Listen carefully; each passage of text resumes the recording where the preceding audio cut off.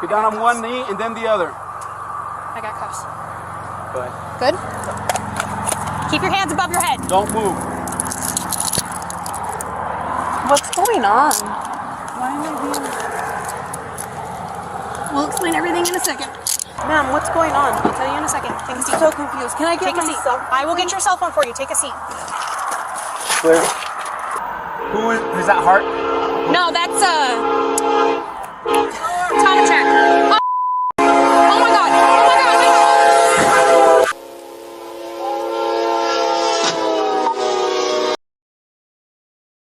September 16th, 2022. It's the middle of the night in Platteville, Colorado. The roads are nearly empty when police receive a serious call. Someone driving a white truck allegedly pulled a gun on another driver during a road rage incident. Officers locate the truck and make the stop. Behind the wheel is 20-year-old Yareni Rios-Gonzalez, a TSA agent at Denver International Airport. 2 police departments respond, but 2 officers are central to what happens next. The first is Platteville Police Sergeant Pablo Vazquez. He is driving the patrol SUV, and he parks it across the railroad tracks. The second is Fort Lupton Police Officer Jordan Steinke. She handcuffs Yareni, walks her away from the truck, and places her in the back of Vazquez's SUV. At first, it looks like a routine arrest, but the danger is already there. Hey! Lift your hands up. Lift your hands up. Okay? Turn around. Turn around. Turn around! Put your hands up higher. I want you to set your phone down at the edge of your truck. On your left. You don't need it. You can leave it on. Come on back. Keep coming back. Keep your hands up. Keep coming back. Keep coming back to the sound of my voice. Keep coming back. Keep coming back. Keep coming back. Keep coming back. Stop right there. Get down on one knee and then the other. I got cuffs. Good. Good? Keep your hands above your head. Don't move. What's going on? Why am I being... We'll explain everything in a second. Can I get Who my else is in cell the phone, truck? please? No one else is in the truck, sir. Can I please get my cell phone? We'll get it for you. Don't worry Stand about up. yourself. Please. Where are you taking me? We're taking you to the car. Come on. Why? What? Do you have anything on you that's going to poke me, stick me, hurt me? No, ma'am, but can I please get my cell phone? We'll get your cell phone in a second. Is there any weapons in the car? Ready? No, ma'am, there's nothing on There's me. no weapons in the car? Okay. Everybody out in the car, come on. What's going on? Ma'am, what's going on? I'll tell you in a second. Take a I'm seat. so confused. Can I get Take a my seat. cell phone? I will get your cell phone for you. Take a seat. Pause right here, because this is the decision the entire case turns on. Putting Yareni in a patrol car is standard. Where that car is parked is not. Vazquez's SUV is sitting across an active railroad track. Yareni is locked in the back, handcuffed, with no way to open the doors herself. The officers then return to her truck. No one moves the patrol car, and no one stays with her. Yareni has no idea what's coming, so... I got your right shoulder. I see a car seat. Clear. Okay, let's get the bed.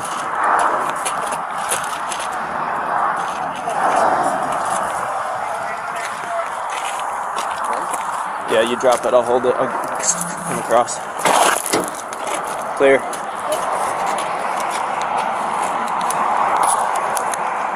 Dispatch Lupton 348, vehicles clear, you can raise the channel.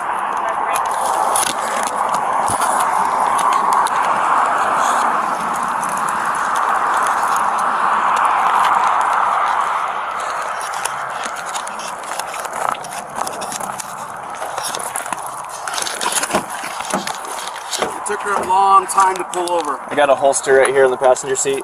Okay. It took her a very long time to pull over. It took her a very long time to pull over. I'm going. Did you see her toss anything? She could have, because it took her a long time to pull over. I'm gonna put my rifle away and I'll come back in a minute. All right. She could have, because when I was behind her, she was driving slow enough, Yeah. so she could have tossed something, but I let her Tossed it out the window? She could have, out that window, but who is that Hart? No, that's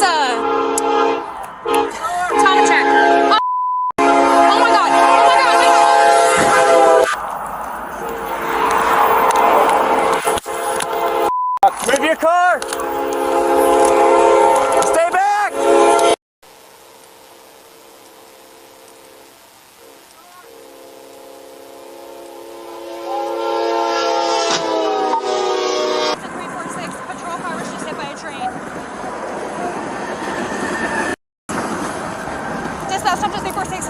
vehicle emergent. The suspect was in the vehicle that was hit by the train.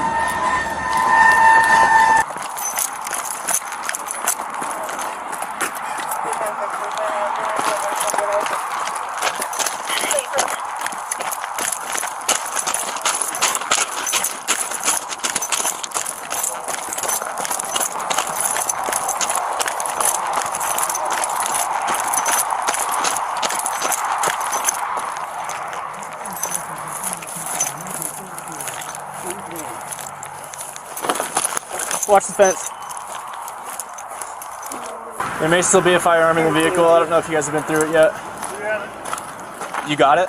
I got a holster here. No, we have not gone through. We weren't sure if she threw it or if it's still hidden in the vehicle somewhere. It took her a long time to pull over, and Platteville said he did not see anything leave the vehicle.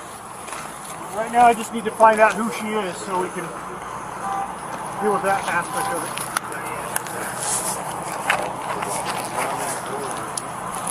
I've got some IDs over here.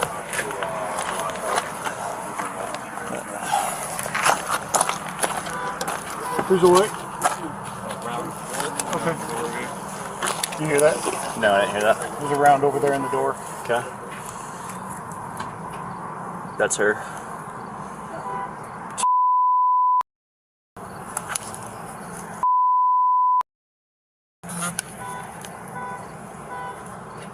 You got a date of birth on there? That's what I was looking for. I know you know what you're doing. I was just thinking out loud. I'll let you look at that. I'll keep All right. looking for the other stuff. Check the center console. You what? Check the center console. You think it's in there? Well, we need to find her ID, so her ID could be in the console. There's your gun.